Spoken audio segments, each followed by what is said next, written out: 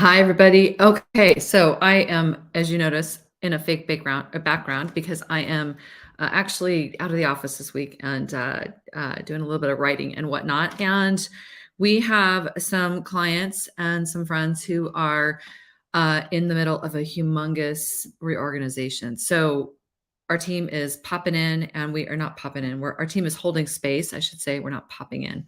Our team is holding space and really doing everything we can to get everybody content, even as they're exiting the organization, so they can kind of really, continue to use their IEP tools, to use their IEP work and whatnot. So I know that there are a lot of organizations right now that are going through reorganizations, they're going through layoffs and all sorts of stuff. I also know there's people out there that are dealing with endings of relationships, kids moving out. I just dealt with that myself. My kids, both graduating from college and high school, just major life's changes, and not to mention all the hard stuff that we deal with on a daily basis anyway, just life in general.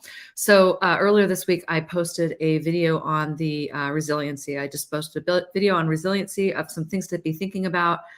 We got a lot of uh, uh, comments on that, and also direct messages from people just saying that they would love to have more information about that. So I thought I'd give you a little bit more today. If this is helpful, please make sure that you like it, share it, follow, do all those things, because we're really intentional about the content we put out there. And if we're putting stuff out that's not helpful, then we're not going to keep putting it out. So if you do like it, we want to get it to as many people as possible so we can pay this content forward. Okay. All right. The other thing I will say before I get into these 7 stages and some questions you can ask yourself to support you in them. The other thing I'll say is that Active Choices is actually working on a couple of different things to especially address everything that's happening right now in terms of so many organizations doing layoffs. So just stay tuned, keep following this channel, keep following me and wherever you're seeing this video. Make sure you get onto our subscriber list. If you're not already, you can go to activechoices.com and sign up for that. And we'll make sure that you are on the first to know list. If you are an executive or a senior leader in your organization, you're dealing with us on the other side where you're actually on the other side where you're letting people go and you're navigating that pain, because that is incredibly painful too.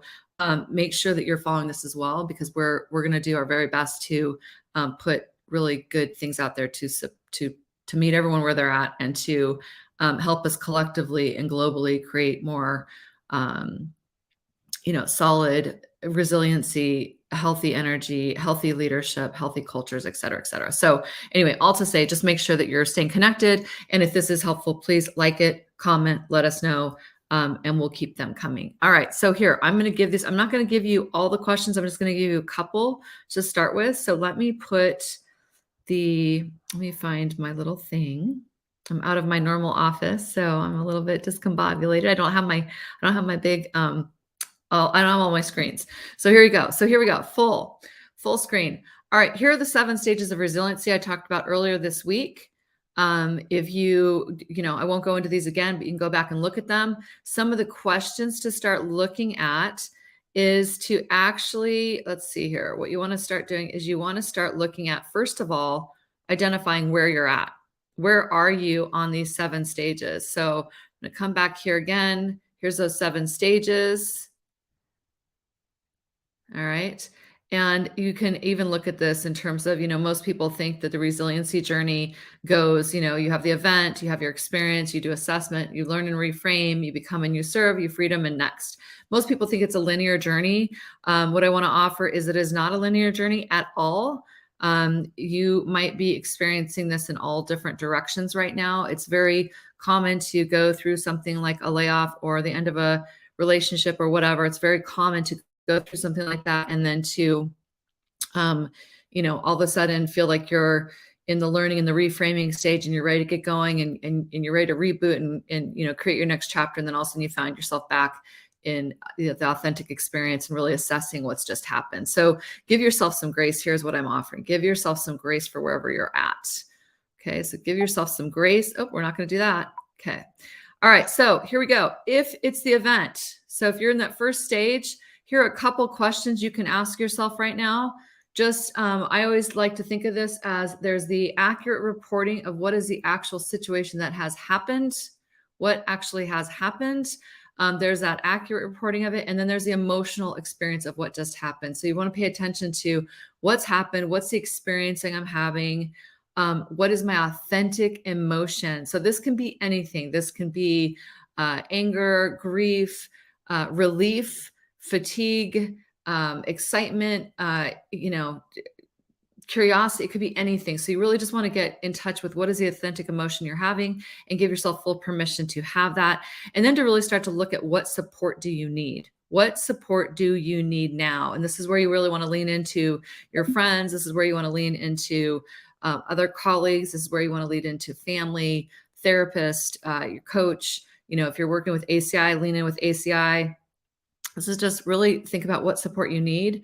The other thing that you can think about in terms of support is how you're taking care of yourself right now. So how can you support yourself best? Your hydration, your food, your sleep, journaling, prayer, meditation, whatever it is that really supports you. What are the things you can do to make sure that you're getting the support that you need? Okay, so that's the first one. That's the first stop we want to look at in the 7 stages of resiliency is the event. Okay, and really getting clear on what's happened, how you're doing, and what support you need. Then I'm going to give you one more set of questions because I'm going to keep this short and we'll give you some more later. But the next set of questions or the next stage would be authentic experience. So really looking at that authentic experience. And this is what we look at here. We want to look at where are you now and now and now and now. Remember, this can change on a daily basis, a weekly basis, and a minute-to-minute basis. What are you mourning? Really looking at what are you mourning? The loss that just occurred, the transition that just occurred, whatever just occurred, what are you mourning? And really give yourself full permission to mourn that, to mourn the disappointment, to mourn whatever the emotions are that are coming up with it. So what are you mourning? If you're in one of these groups that's going through a lot of the different layoffs and such right now, there's a lot to be mourning. There's the losses of dreams, there's losses of intentions, there's losses of connection. So really just give yourself full permission. What are you mourning?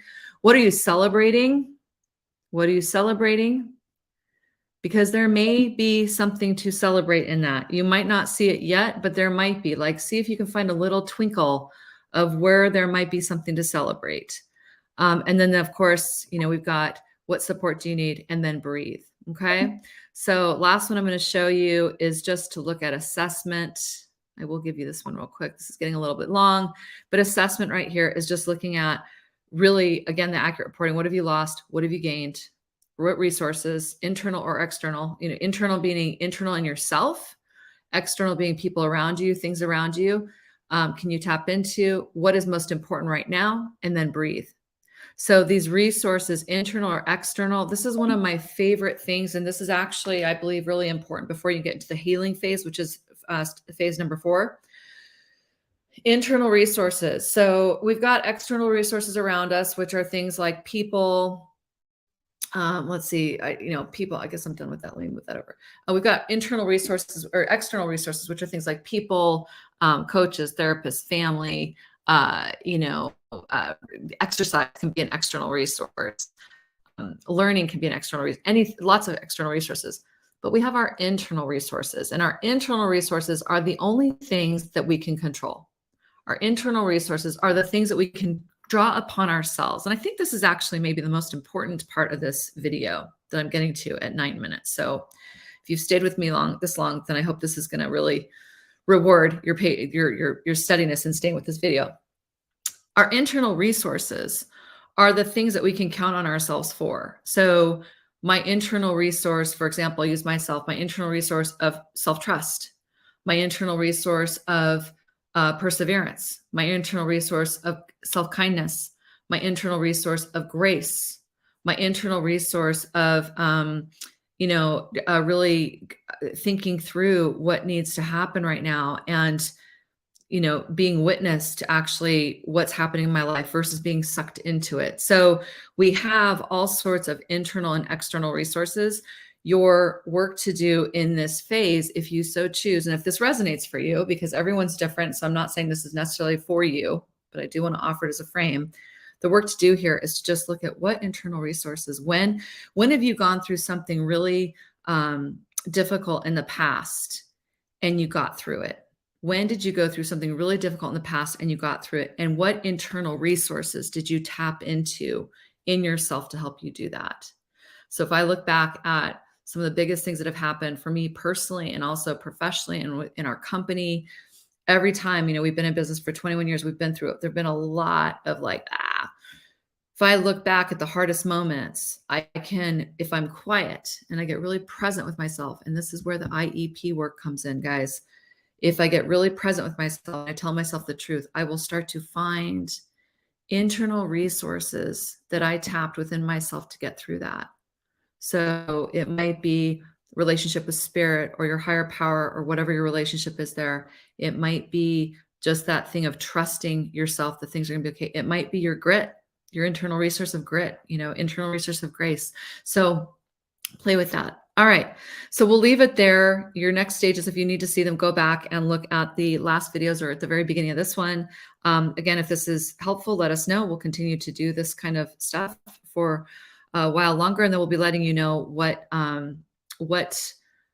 we're working on as soon as we're able to be really clear about it. We'll go ahead and let you guys know what we're working on for people who've been recently freed up in their careers to go do something different. Okay. Lots of love to everyone. Have a beautiful, beautiful day. Take care of yourself today. Okay. Bye-bye.